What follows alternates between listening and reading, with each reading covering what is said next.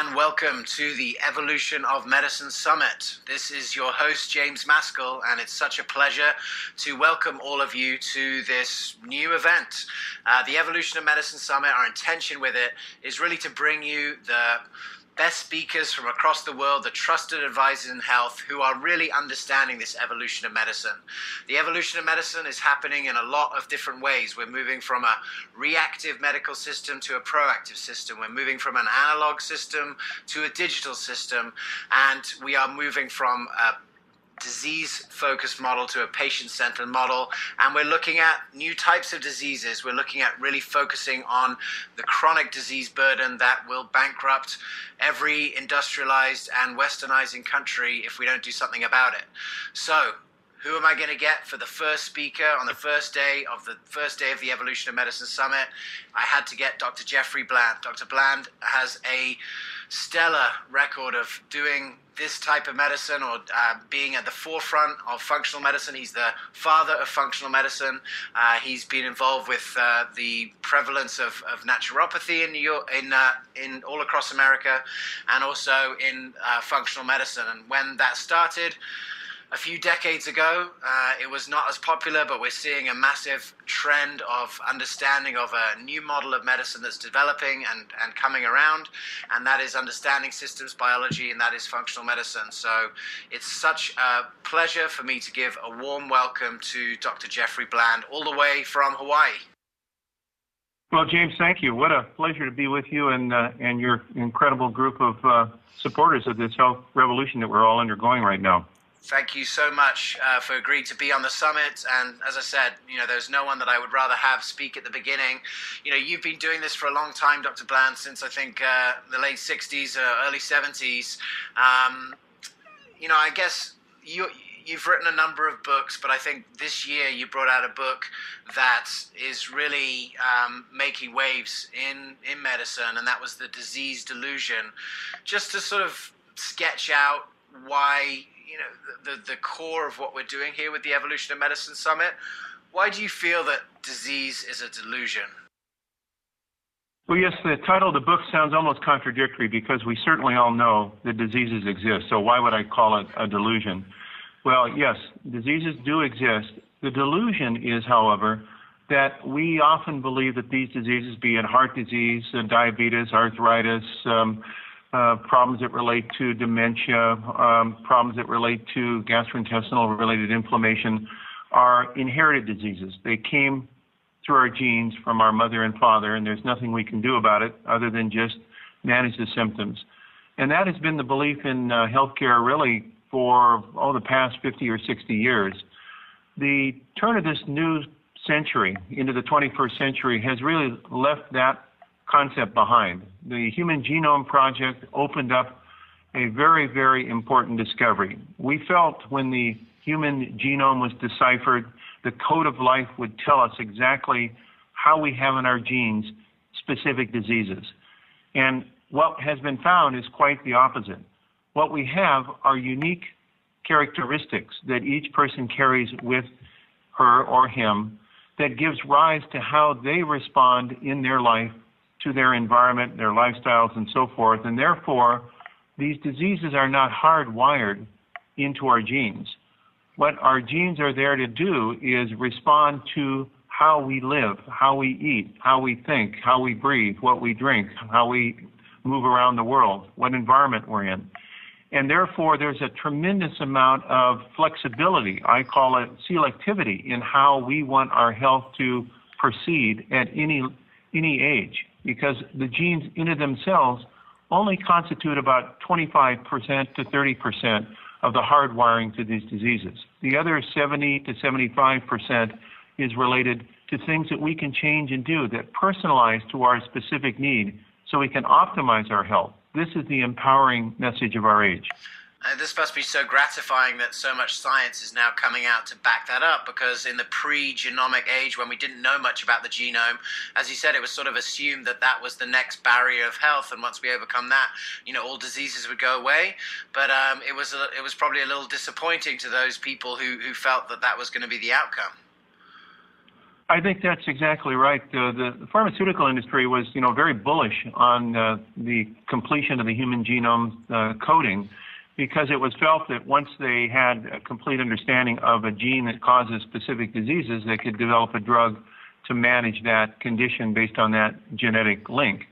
And when we found that the genes don't really code for specific diseases, the genes code for how we are going to live. They code for our health and our function.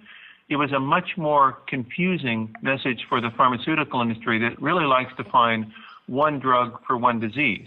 This concept was really born out of the age of antibiotics, with the first drug, penicillin, being a drug that if you had the diagnosis of pneumonia, then you knew it came from an infection with a specific bacterium for which one drug, penicillin, could treat it. It was a pretty simple model that worked very well for those types of infectious diseases. The problem, however, today is that we don't have those one cause type diseases. Chronic diseases are multiple in their cause. They're much more complex. They vary from person to person. We might call a type 2 diabetic the same disease from one person to another, but they present very differently in each person. So therefore, this one drug for one target model, or what I call a pill for an ill model, just is not working for these chronic illnesses. So we have now this extraordinary opportunity to use what we have really learned about how genes convert into health to our advantage. Yeah, absolutely. So what was it when you started this journey a few decades now ago, Dr. Bland? What was it that sort of gave you an inkling that this is the direction that things were going to be moving? Because I'm sure this idea was not particularly popular back then. No, it's very interesting. When I was in medical school, which was the late 60s, as you indicated, I was taught, just as every other advancing medical student was taught, that we didn't really know the specific reasons that people got these diseases, like heart disease or diabetes or arthritis. What we did know is how they presented, their signs and symptoms, how to recognize them, how to look under a microscope and see how the cells or the tissues were damaged. It was called histopathology. And we could then use the best tools available for affecting their outcome, meaning their symptoms like pain or swelling or various types of things that were related to the effects of those diseases. But we really didn't know their cause. Over the last 40 years, however, the world of understanding has changed considerably. And now we really do have very good detailed understanding of many of these diseases as to where they've come from. And I think that is a really major breakthrough that has allowed for this transformation occurring in healthcare. So we have moved from our belief that diseases just come as a bump in the night. We're well, we go on a vacation, we come home on Monday morning from a vacation, and we mysteriously have a heart attack as if we had perfectly healthy hearts on Sunday. And then Monday, suddenly our heart is diseased and we have a heart attack, to a new model that says, no, hold it. A heart attack may be a result of a progressive change of function of the heart and the circulatory system that just happens on the stress of coming back from a vacation on Monday morning. We don't have the ability to manage that stress because our heart function has been so compromised that now we get the disease called a heart attack. So I think this is a very different model that forces us to look earlier in the progression of disease, and the first signs of this occur as altered function. That could be physiological function, it could be cognitive function, it could be emotional function, or it could be physical function. Any one of those are the early signs that help tell us that we're on a trajectory towards something more serious. Yeah, absolutely. Well, it's interesting because if you look at the holistic paradigm for understanding illness and disease, we really see that there are these sort of cumulative effects that are happening over time. You know, if you know that pancreatic cancer takes 20 years to develop before it can be seen on a slide, well, you know, there must be something happening in those 19 previous years, and just because it hasn't got to that size, it doesn't mean it's not happening. You know, you talk about this, like, people are probably aware of pre-diabetes, and they're probably aware of, maybe even, I guess you could call that pre-cancer, but autoimmune disease, it also seems to fit into this category where, where it's developing over time before we actually can name it something. Is that right? Oh, that's absolutely right. And I would say that's the dominant, what I would call aha, or new enlightenment of our age. This concept that these diseases don't just occur as a unexpected problem without any kind of warning. There's a concept in philosophy that we've all learned, and I remember hearing this the first day in my university philosophy class, and it was the questions we ask determine the answers we get. If you don't ask a question, it's unlikely you're going to get an answer. And in the case of medicine, we were not really seriously asking the questions about what is the precursors or what are the situations that precede the onset of a disease until recently. And now we start asking in biomedical research, what are the changes that occur earlier than the onset of the disease that give us a early warning detection that we're on the route towards the disease? At that point, we can do something for averting the trajectory towards the disease. It's not going to require heroic intervention and hospitalization and surgery most often. It's going to require much more mild things that are much easier to implement, and that's the new medicine that we're talking about, and that's what I try to focus on in the book, The Disease Delusion. And do you think the sort of incremental nature of those diseases is what sort of lends these concepts that you're talking about to not have been adopted by mainstream science sooner? Yes, I think so. If you think for a moment about how medicine develops historically, well, let's go back, several thousand years, and you're the early kind of prototype of what will later be called a doctor, so you're a healer. The first things you're going to deal with are those things that you observe around you where people have wounds or lesions and they're bleeding or they're falling over or they're dramatically obvious that they've got a serious problem. And you're going to develop a technology or an approach towards managing those difficulties. It could be an acute heart attack. It could be a stroke. It could be a person who has had kidney failure as a consequence of diabetes, and now they start, ballooning up and gaining weight because they can't get rid of fluid, and so you start to see them gaining, weight very rapidly. So those things are the first kind of, I would call it beachheads that you, as a developing medicine technology, are going to work on. And we have done, by the way, over the last several hundred years, an extraordinary job in managing those particular kinds of problems. If we have a crisis problem, then I would want this to be in the United States. We have extraordinary crisis care, hospital-based emergency medical technology. But what's happened over the last, particularly the last 50 years, is these acute diseases that used to be the dominant problems in healthcare have now been replaced by chronic conditions that don't come on just abruptly. They come up gradually, they get worse over time, they have a kind of an undulating course of good to bad, and they get worse, as we have them. And therefore, we have to learn how to manage them, and the management requires a different medical technology and a different approach. Absolutely, yeah. So you've been very clear in sort of laying out what you feel as is the future of this new approach. And when I've heard you lecture before, you've mentioned about the P4, the 4 Ps that you feel will sort of be driving this new understanding of the new medical paradigm. Could you take everyone on the line through that? Because I just feel like that's extremely succinct way to understand this new paradigm. Yes, thank you. It's very exciting to watch the number of tremendous thinkers and individuals from various fields that have now moved in to try to really ask the question, why is our healthcare system not working? In fact, we recognize what we have is a very sophisticated disease care system, but we don't have a healthcare system.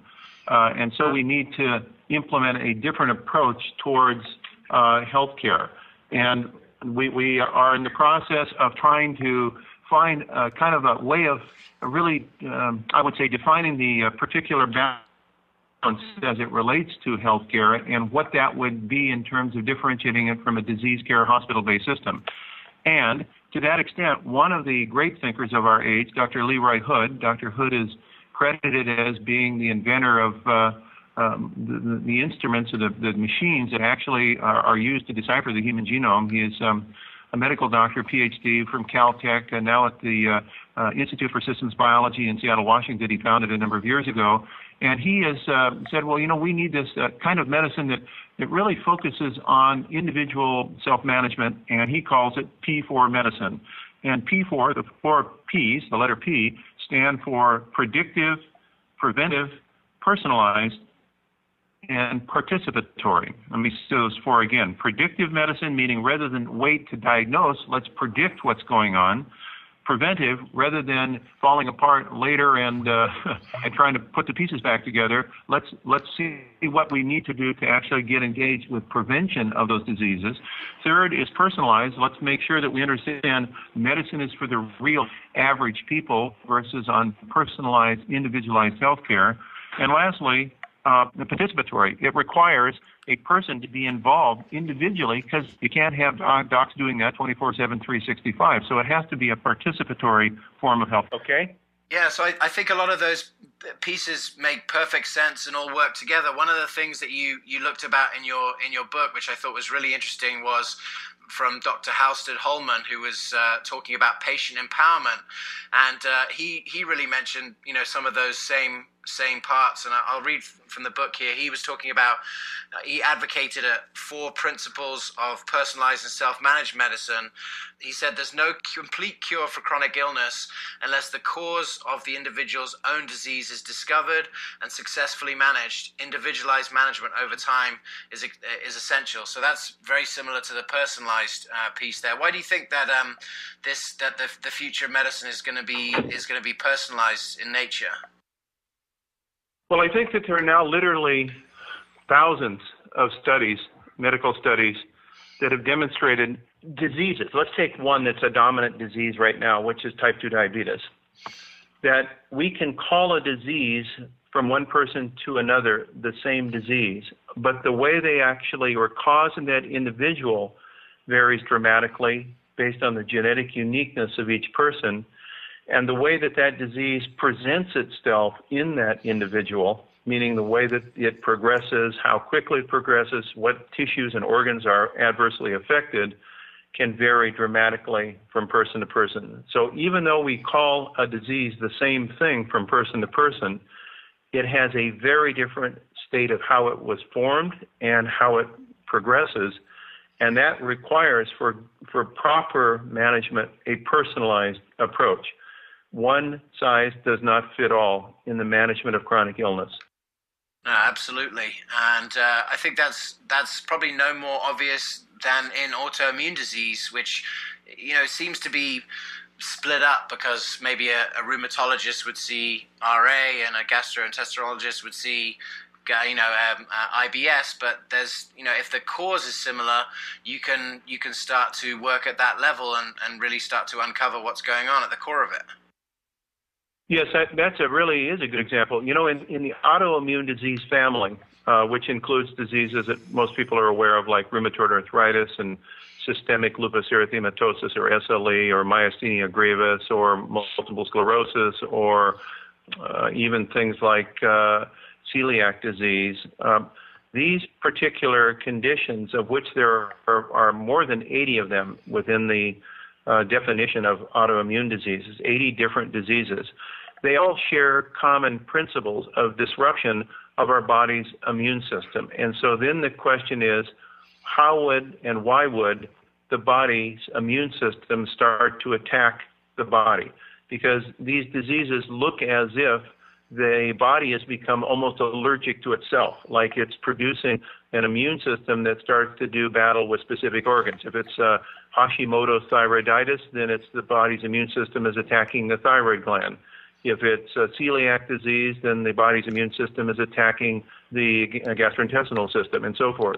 And so people have started to really explore what it is that causes the body to look like its immune system is turning against itself and creating these difficulties. And as we do that, we find out that these disorders have long periods of increasing immune dysfunction, as if the body is starting to get more and more aggravated with itself, and that during that long period of time, there are many things that can be done by the individual if they ask the right questions to avert the progression of this condition before it becomes a named serious autoimmune disease. And so this is kind of a very great example of this new model of personalized, predictive, preventive, and participatory medicine. Absolutely. I think that's actually the perfect example, because now you've spoke about those first two P's, and then the last one that you brought in there was participatory.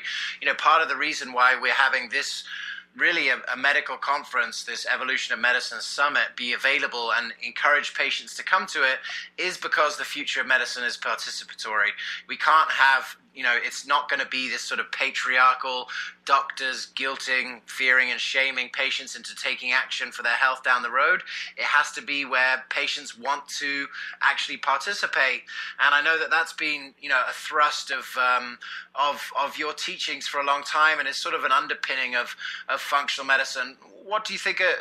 What are that vision that you have for participatory medicine? How do you see the new relationship between a doctor and a patient in that new paradigm? Well, I think it's a little interesting. This is almost like Back to the Future. And what I'll say is it sounds so obvious that people would say, why is this even a major breakthrough in thinking? Because what it really goes back to is asking what's the origin of the word doctor, physician. And it goes back to the root of being a teacher. And rather than being the universal arbiter that answers all questions about a person's health, it is a woman or man who interfaces with their patient in such a way to guide them based on the knowledge that the physician has on how to appropriately manage their life, their situation, in order to get a positive outcome, a positive health outcome. So it's a collaboration. And that's why it's called participatory as one of the P's. And this was one of the fundamental underpinnings of how we formed and why we formed the Institute for Functional Medicine back in 1990. When I sat down with a group of thought leaders, in fact, my wife and I sponsored over 2 years, a period, two what I consider kind of extraordinary seminal meetings in my life. We invited about 35 of our colleagues and friends to come to Victoria, British Columbia, up on Vancouver Island, for a kind of a retreat in which the objective was to say, if we were to form an ideal healthcare system, and docs were within that system of differing backgrounds and different trainings, what would that system look like? And we started off with a kind of a whiteboard, no assumptions, no presumptions. We didn't get hung up by, well, how will we have reimbursement for this or any of those things. We just started kind of from a theoretical basis, what would that system look like? And after meeting over the course of 2 years for several days at each of these visits, we kind of conceived a set of criteria, or a set of features that we think would be associated with the best kind of healthcare system. Obviously, it would be a system where the practitioner was a teacher and a guide of their patients. There was a participation between the patient and the doctor. Secondly, it's what we call a distributed system, rather than being a top-down kind of command and control system like we have today. That's a specialist that knows more and more about less and less, and we get into this very kind of situation where often patients say, who really knows about me as a whole organism? It seems like my doctors know more and more about less and less of me, and no one's really talking about me as a whole being and how I connect with all the other things going on in my world. So we talked about a distributive system in which no one practitioner would know everything that patient needs. We'd use people that in paraprofessionals, parahealth professionals, various types of health extenders, health coaches that would assist in getting the information and coaching patients to health. And then the third thing is that we would deal with a medicine that was really focused on how we lose function, physical, physiological, mental, and cognitive function, based on the newest science. So we would ask the questions, what kind of things do we need to be measuring? What types of assessments do we need to do? How do we build a comprehensive model with the new science so it becomes part of actually designing a health care system and not just a disease care system, fix it when the patient's broken? And that then gave to the origin in 1991 of the Institute for Functional Medicine. I kind of coined that term. And I'm very proud to say, as you mentioned, that over the subsequent 20-plus years, There are now over 100,000 physicians that have gone through its courses. It has a textbook of medicine, and it's doing a significant job in certifying practitioners around this new model, which is really built on, I think, the fundamental breakthrough discoveries of the 21st century, and that is how each one of us carries within our genes unique good messages of health, and we just need to unleash those messages by understanding what to do in our own individual lives to empower the health genes and to turn off and silence the disease genes. We all have a combination of either one of those. We have diseases that we have genes in our genome that can induce what we call disease, and then we have genes within our genome that empower good health. So we want to turn on the health genes and turn off these genes that are associated with diseases. Absolutely. You talk in your book, you distinguish between the genotype and the phenotype. For people who aren't familiar with that, could you just sort of share that? Because I think that plays into what you're talking about right now. Yes, that's a perfect example. Our genome, our book of life, as I call it, is encoded in 23 chapters, which are the 23 chromosomes, which are half from our mother and half from our biological father. And within each of those chapters, or those chromosomes, resides literally thousands of stories, and those stories are called our genes. And not all of these stories are being read all the time. If they were, we'd be a mess, because within our book of life are the stories that are for all of our characteristics, for every tissue and organ type in our body throughout every life period of our body, from youth to age. And so we are only expressing or reading certain parts of our book of life at any one moment. And what I try to suggest to people is what we want to do is to maximize the reading of our bliss genes, those great stories of good health, and we want to minimize the reading of the book of life, the stories that are related to what I call the Greek tragedies of the disease genes. Now, with that in mind, our genome, our genes, our book of life does not change. We're not at a medical technology yet where we're commonly going in and changing our genes. So that kind of was given us as a legacy when the sperm met the egg. That's called our genotype.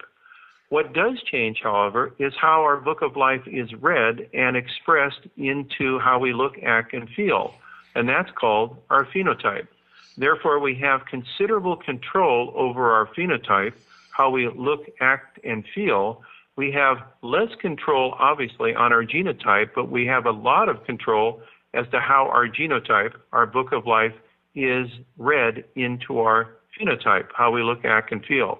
That's the action point for 21st century medicine. If we want a healthcare system, we want to assist people to learn how to read in their book of life the stories of blissful good health. Yeah. We want to also help them to kind of silence the stories that are Greek tragedies that are related to the genes of disease. Absolutely. Well, it's really exciting, and it's amazing in a certain way that you were having those conversations in 1990, because in 1990 we weren't really as sick as a country, or you didn't see the examples.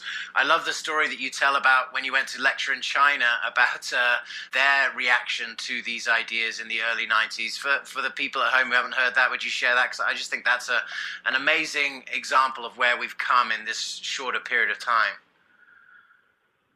Often we think that the diseases that we have been constant throughout all of time, have not changed, but that's absolutely not true. When I was invited to lecture at the University Medical School in Hong Kong in the early 90s, I decided I would speak on type 2 diabetes. So I prepared my lecture, and I thought I did a pretty good job of presenting it. And after I was done, the dean of the medical school came up to me and he said, well, Dr. Bland, that was a very interesting lecture. You were very well prepared, and you presented it with a lot of enthusiasm.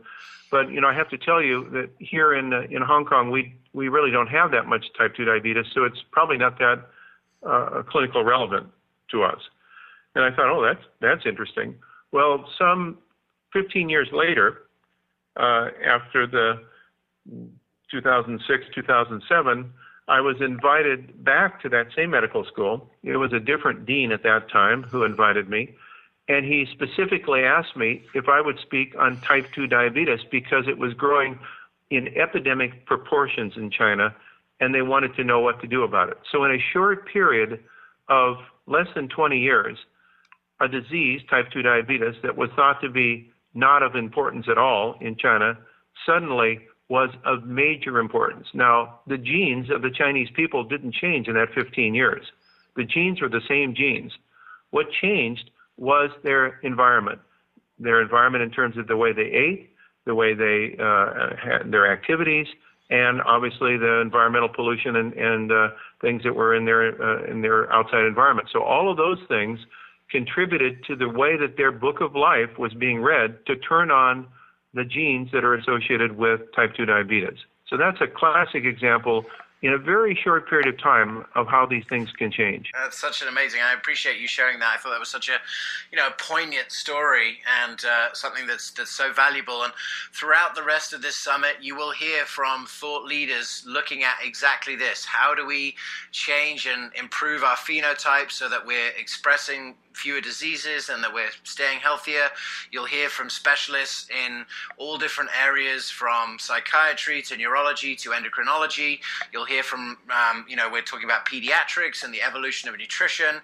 And so I think that you've really set that up and set up the rest of the summit so well with that, Dr. Bland. So what I wanted to ask you now is, when I saw you lecture earlier in the year, you had this great Venn diagram, which was sort of pointing towards the fact that different things were happening that were working in our favor, or working at really pushing this agenda forward in a really specific way. Would you be able to share that with the listeners today?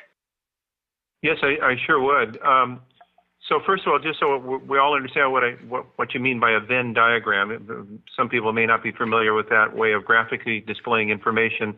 Venn kind of came up with this concept that you have different spheres of influence of certain objects or certain concepts, and they may partially overlap. One concept may partially overlap with another. And so if you have different ideas, each represented by a circle, and then you put these circles over one another to illustrate how much these concepts overlap, the more they overlap and become kind of a central target, the more you recognize these are dominant interrelated forces that are creating change. So a Venn diagram might have three different spheres of influence that all these three balls overlap to some degree. And there are three major forces that I believe are present right now that are overlapping, increasingly overlapping in our healthcare system. So the Venn diagram is more and more going to look like a target, meaning it's really, these forces are creating seismic change in the way we are going to deliver health. So these three forces are, and I've already spoken to the first one, and that is a tremendously rapid change in our understanding of the origin of chronic disease at the cellular level, at the biomedical level. In other words, the fundamental biology that we understand that regulates health and disease is in a state of extraordinary flux. In fact, it's changing so rapidly that I had kind of a humorous moment here a couple of years ago. Some of my colleagues that I went to undergraduate school and all went on into medicine or medical research, we got together as a kind of a informal alumni meeting. And now recall, I went to college in the early 60s.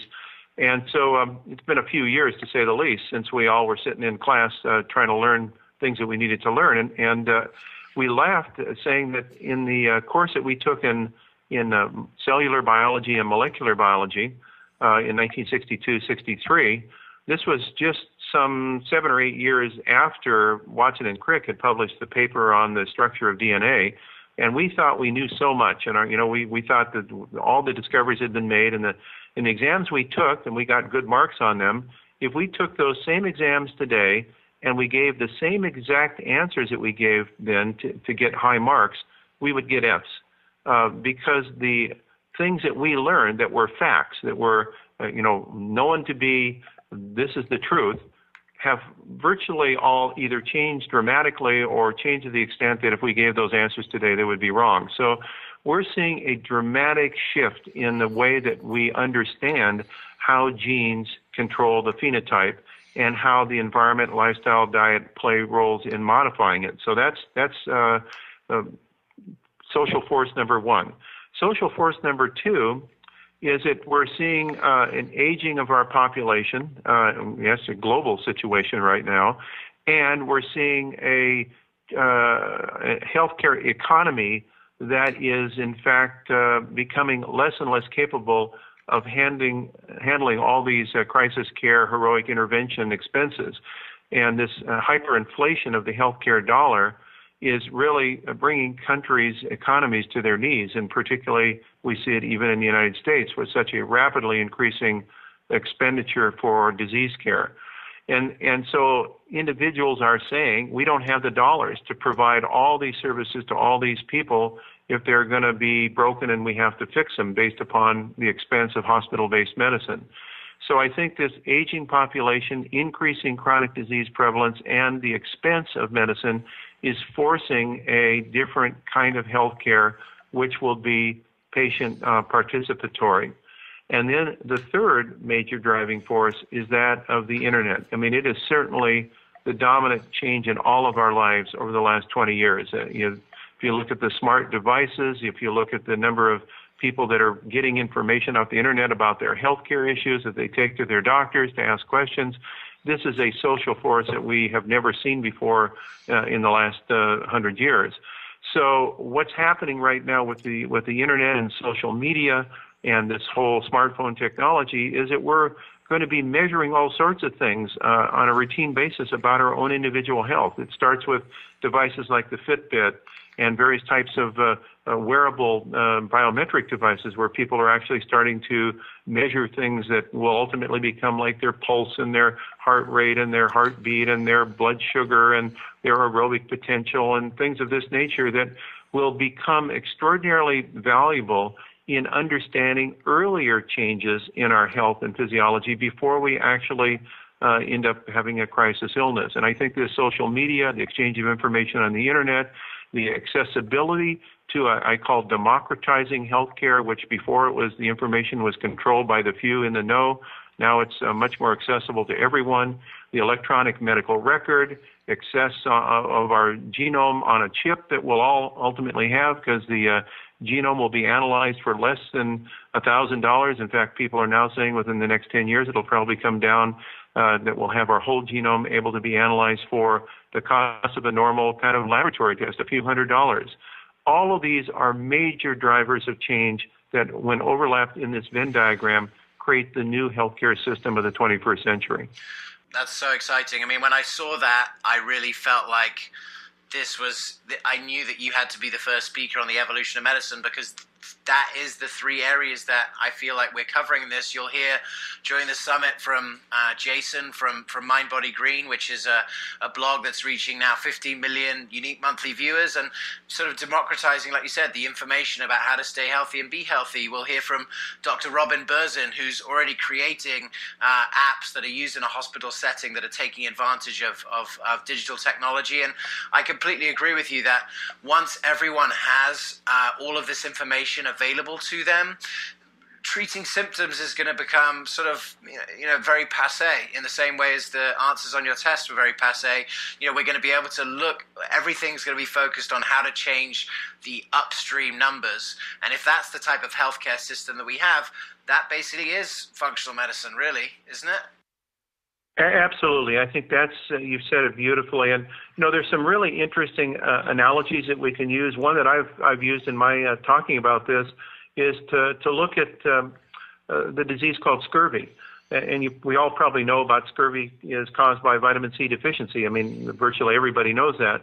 But for literally thousands of years, the biggest risk to the loss of life for explorers, maritimers, sailors, people that were involved with commerce on the sea was the disease scurvy. And because it was thought that scurvy was a consequence of various miasms and bad air and things that were related to the psychology of the sailor, the kind of approaches that were used were basically symptom treating approaches. They didn't understand the cause.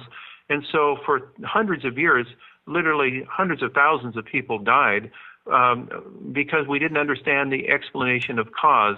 And as you probably know, scurvy goes through a kind of a chronic stage. It gets more progressively worse until, the bones become brittle and the joints become lax and the teeth fall out and lesions appear on the skin. I mean, it's a very horrible disease. It gets worse and worse and worse over time.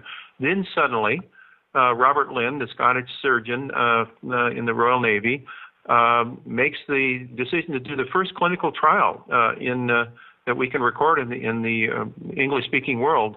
And he does a study on various ways of approaching scurvy on seaboard, and finds through his studies that when people are given certain types of foods that now we know contain ascorbic acid or vitamin C, that they don't get scurvy. And so it becomes now known as the sailors of the limeys, right? Because we know that limes contain vitamin C and lemons, and there are many other plants that they actually found as they started to go up around the world on various explorations, like the Captain Cook voyages. They had a botanist on board that actually would go and try to find plants in various regions of the world they could collect and make beverages out of them, like teas, and drink to prevent scurvy. So once the cause was known, you didn't have to deal with trying to mask the symptoms. And that's a little bit where we are right now with chronic illness. Now that the causes are starting to be known as to how our genes express the diseases of chronic illness, we can treat the cause and not the effect. Absolutely. And you can see how, you looking back on it, it's so simple and it's so obvious. If we do this interview again in 7, 10 or 15 years, Dr. Bland, what do you think we'll look at the medical system right now and have that same aha moment about, and look back and see sort of how barbaric or how unsophisticated the medical system was? First, I want to be very cautious that I don't sound like I'm being a medical nihilist and being overly critical. I mean, I am a product of that education. I'm very proud of actually the progress that's been made. And I think, again, if you have the right problem and it matches with the medical system of today, which is a crisis condition, you're in very good hands. I think that what has happened, however, is as we focus all of our attention on these crisis illnesses, these acute illnesses, that we have left behind the similar concern about what has now risen up to be 72% of our healthcare expenditures, which is chronic illness. Almost 3/4 of our healthcare dollars don't go to treat acute illness, they go to treat chronic illness. And we're not doing a really good job. If you look at the number of dialysis centers that are being built around the country to handle chronic kidney disease, if you look at the number of clinics that are involved with problems with the eyes as a consequence of diabetes, producing retinopathy and the major cause of blindness in the adult. If you look at the number of neurological clinics being built for peripheral neuropathy and problems that people have with pain in their feet and pain in their hand as a consequence of type 2 diabetes, there's a huge, huge increase in crisis medicine treatment centers for the management of conditions that if we move back earlier and ask where they're coming from and what we can do to turn on the proper health genes in these people and turn off their disease genes, we wouldn't need the neurological clinics, the nephrology clinics, and the ocular ophthalmological clinics to treat all these very serious problems, which at best, as we know, doesn't cure the problem once that a person has these serious side effects. So I think that the medicine of the future, as I see it, is going to be this distributive healthcare system. People will be participating, understanding more about their own body and their own health. They'll carry data with them because they'll be managing and collecting data from various wearable devices that will be on their smartphones and smart technologies.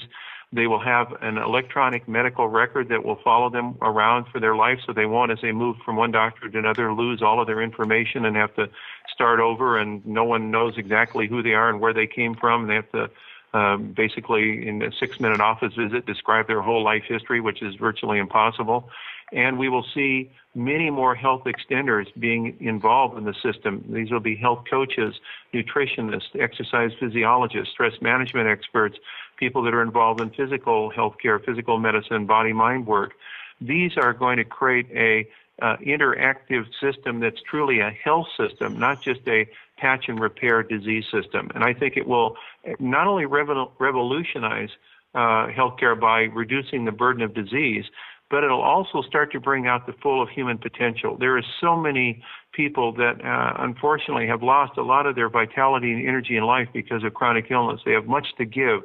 They have special skills, and they're just not able to be delivered because they've had their health stolen. And our most precious asset is our health. When we're healthy, we have the energy, the vitality, the enthusiasm, and the capability of doing remarkable things. And if we could empower the human race to be healthy, oh my word, there is no problem that would be able to prevent us from being overcome.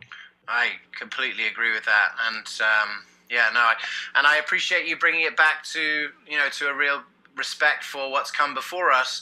I guess, part of the reason why I feel that sort of antagonistic side is that it hasn't been easy going. It hasn't been easy going to do the job that you do in the last 20 years or more. I mean, medicine has fought this. Well, I think yes, and the reason I think it's fought it is, and this is, I'm going to say what is obvious. We do what we're paid to do. Everyone needs to make a living. Every human being has to find a way to gain income that's necessary to provide for their life needs.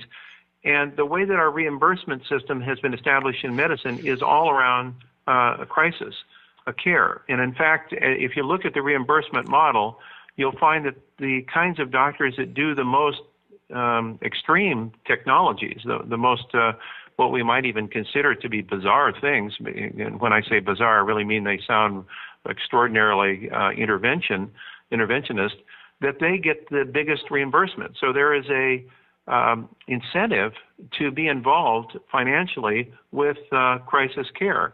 And in fact, if you look at the medical schools in the United States right now and ask what's happened to the number of doctors that want to become family practice or general practice doctors when they get out of medical school, it has gone down and down and down over the years because more and more of the medical students want to be in these crisis care, especially forms of health care delivery or disease care delivery, which have much higher reimbursement opportunities, and they make much more money. So the economic system and the way we have prioritized certain types of skills by rewarding them financially has actually driven the system to what it is. If we were to be able to have proper reimbursement for good family care and for prevention and for people being involved in personalized health care, and doctors could make a good living doing that, I can assure you this system would change immediately. Absolutely. Well, part of what we have coming up in the Evolution of Medicine Summit this weekend is the Doctor Summit. And in that, we're going to be spending, time speaking to doctors about this evolution of medicine in terms of psychiatry, neurology, and all those other specialties. But we're also spending a day focusing on the practicality of doing this type of medicine and what it takes, and how we're going to hear from doctors that are doing things like group visits and telemedicine and using health coaches, just to really look at how this can be done practically, because that's certainly a reason why we're not moving forward more quickly. So I really appreciate you bringing that up. One thing I just have to ask, as doctors go through this, and doctors I'm sure maybe who are listening to this, hearing you speak for the first time, one of the things that I hear from doctors is in this transition when they go from being sort of a symptom analoger and drug provider to a more fully rounded physician doing functional medicine, is that there's such a humility that's needed to be able to really understand the vast intricacies and of the body, and just how this is so important. And maybe I just love you to speak on a little bit about the understanding of systems biology at the core of everything that you do, because I think if there's one area where it's obvious that medicine is evolving and no one can really argue, is that it's not just the knee bone connected to the shin bone. We have the brain connected to the gut and the gut connected to the endocrine system. This surely is a barrier that we need to overcome. Do you have any tips for physicians who are sort of staring down this and saying, hey, this looks like it could be a bit more complicated. I'm not sure if I'm ready to deliver this kind of medicine? Well, again, I really want to commend you and applaud the way that you framed this. Your thoughtful comments really are at the cornerstone, I think, of where this medicine is going. It does require an extra special commitment to, I was going to call it self-education, it might be even re-education for many physicians or healthcare providers that were trained a number of years ago, because this is a different way of thinking. The functional medicine model, as you said, is a model of interconnectedness. It's looking at for systems effects rather than broken parts. Parts are important. I don't want to say that the gastrointestinal system, the endocrine, the cardiovascular, the neurological, or whatever system, musculoskeletal system is irrelevant. They are relevant. But in order to understand these chronic illnesses, we have to understand how they interconnect with all the other systems to produce these complex symptoms and signs that we call chronic illness. And I think I want to use a quick analogy or experience I had to really answer your question. I don't think it answers the question, but it addresses the issue you're raising. I've had the privilege, because of 6 million miles of travel and having the opportunity to meet literally tens of thousands of practitioners over the years around the world, to have some really extraordinary experiences that were life-changing. And one of those experiences, in my fortunate number, was an experience I had at an Institute for Functional Medicine meeting a number of years ago. And it was a well-attended meeting. Several hundred doctors were there, and we were at a break in between the lecture sections, and was in the foyer, and there was a big crowd of people, and this male doctor came walking over to me, got right up close to me. It was fairly loud with all sorts of conversations. He wanted to make sure he was heard. And he said, so Dr. Bland, do you remember me? And I did recognize him, but I didn't remember exactly where I had met him. And he says, well, I'm a doctor from this province in Canada. You gave a seminar up there about 4 years ago, and I just wanted to tell you my story. And my story is that I was invited to come to your lecture by one of my colleagues, a doctor that I practice with in our group. And he said, you got to hear this Jeff Bland. He's very interesting, and he might provide some things that you would find valuable for how you're doing medicine.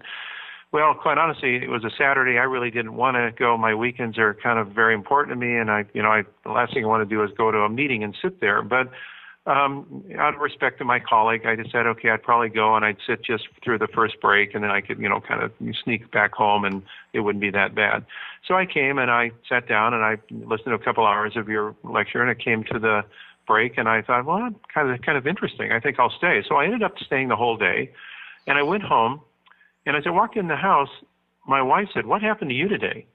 And he said, what do you mean? She says, well, you look totally different than you did this morning. And he said, well, I just went to this lecture with this guy who was talking about functional medicine, and I don't know, it was kind of interesting, and it really caught my attention. It really addressed all sorts of issues that I've been thinking about, and in my 25 years of practice, it was some of the things that I've been concerned about. And then she said to me, whatever you had experienced, this is the first time I've seen you back with lights in your eyes and re-energized, and you need to follow this, because you're talking about retiring from medicine. You feel like your patients aren't really getting better with all these pills that you've been prescribing, and whatever happened to you today, you need to follow that, because there's some other message here that can re-enchant you with why you went to medical school. So he said, so now I'm telling you that that was my motivation.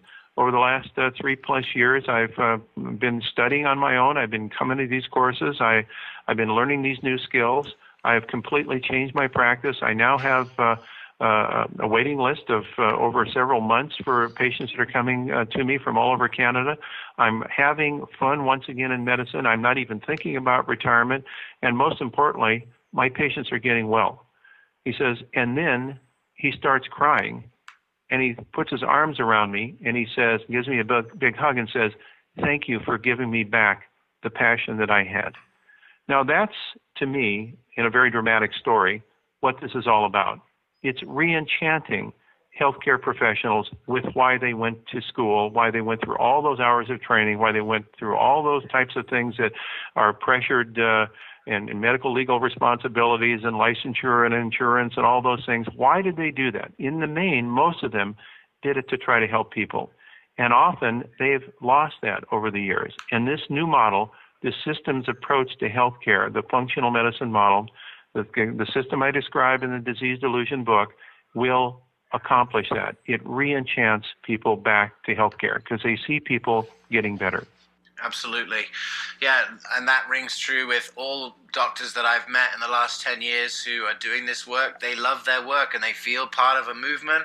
They think that they feel like they're doing great work, and, their patients, it's spreading whatever model they practice in, whether whether outside insurance or inside, it's working and people are coming, and that's really exciting. So, thank you for sharing that. And I guess the last word before we go here really has to go to the patients, because in the book as well, in that same series that I was mentioning about the future of medicine and the self-personalized and self-managed medicine, you say one of the 4 points you said is that to achieve success, the individual and the individual's health professionals must share knowledge and divide authority. And that really stuck with me because, the authority has been with the physicians for a long time, but I think it's part of your message in The Disease Delusion that this is a very empowering message, and it's almost to patients like you have the authority to take control of the situation and seek help when you need it. And maybe you could just speak directly to the patients that are listening now and just share with them how you feel like what they need to do in order to really divide authority with their physician and come into communion with that. Yes, thank you. I think that's a really good place to kind of bring this discussion to a close. There is no question that for most patients, they don't want to become a doctor. They're a little intimidated by all that knowledge that the doctor has. They didn't really want to study anatomy, physiology, and pathology, or they would have gone to medical school themselves. And so they want their physicians to be authorities. No question about that. In the same token, however, it is clearly obvious that the person who is most concerned about the health of that individual is the person themselves. They live in that body 24/7, 365. They know more about the things that influence them and the things that affect them and their strengths and weaknesses than any doctor will ever know. And therefore, they carry, as an individual, more knowledge about their health and susceptibilities and strengths than a doctor can understand. So if we couple together that knowledge of an informed patient, an informed individual who is concerned about their own health and sees that their health is in part their responsibility, with that of a highly informed professional who is an expert in understanding anatomy, physiology, and all these things that improve or affect function, now we have a team, an unbeatable team that can create a positive health outcome. But it requires the patient to be a participant. It requires the patient to be interested in their health. It requires the patient to understand that disease doesn't come as a mystery. It comes as a consequence of not meeting the needs that that person's own genetic book of life requires for optimal health, and that the doctor can help them in determining what those things are and can design programs for them and get them into health extender, types of reinforcement programs that will help their skills to be improved. But the patient must be a participant in that, or it will never be fully successful. And this movement that we're talking about and this extraordinary summit that you are hosting is all around that alliance between informed patients and skilled practitioners who see the future of healthcare as a systems approach in which they are working collaboratively to beat back the rising tide of chronic illness that's stealing from us, our population, extraordinary human potential that could be better served if we only could rid ourselves of these unnecessary diseases. And I think this is not just a kind of a philosophical objective. This is a real objective to reduce the burden of unnecessary expense, reduce the burden, as Linus Pauling told me when I was working with him and his institute back in the early 80s, that we want to reduce human suffering, and we want to empower people to be the best they possibly can be by bringing the latest of information together with an intention for health. Yeah, well, intention for health is really powerful. And one of the things that we've spoken about with physicians, and I think is a unique part of this functional medicine model, it's not unique actually, but it's an important part, is that very first meeting and listening to the patient. I talk about how doctors can provide a remarkable experience in medicine. And I don't think it's actually as difficult to provide a remarkable experience in the culture that we have now, because most people are having a very unremarkable experience. But the remarkable, and something, the word remarkable means it's so good that you remark on it to other people. A remarkable experience starts with being listened to in medicine, and I'm so glad to recommend or endorse a type of medicine that has listening, and what you just shared there with patients know themselves better, and we need to take advantage of that information if we're going to deliver sustained health. So thank you so much for being so eloquent on that. On the last question I want to ask you, Dr. Bland, is that all the way through this summit we are asking each speaker about their interpretation of what do you think of when I say the words the evolution of medicine? You've spoken all the way through this talk on those different areas, but is there one final thought on the evolution of medicine you'd like to share today? Yes, I think so. I think the word evolution is a very powerful word because it implies refinement. It suggests improvement. It suggests that which we leave behind will be better than that which we found. That's a really, really great concept because it relates to posterity and legacy. The most important thing that we can pass on, I think, to subsequent generations is that their step along social evolution is going to move them to the next level of refinement of reducing things that really cause burden on people's either health or function. And if this can be things like freedom, it can be things like equal opportunity, it can be things like learning how to accept and be tolerant, and it also is things like improvement of how we see people across races and cultures and genders having the opportunity for good health. All of those fit together, I think, in creating a different kind of civilization that is marching forward, improving over time.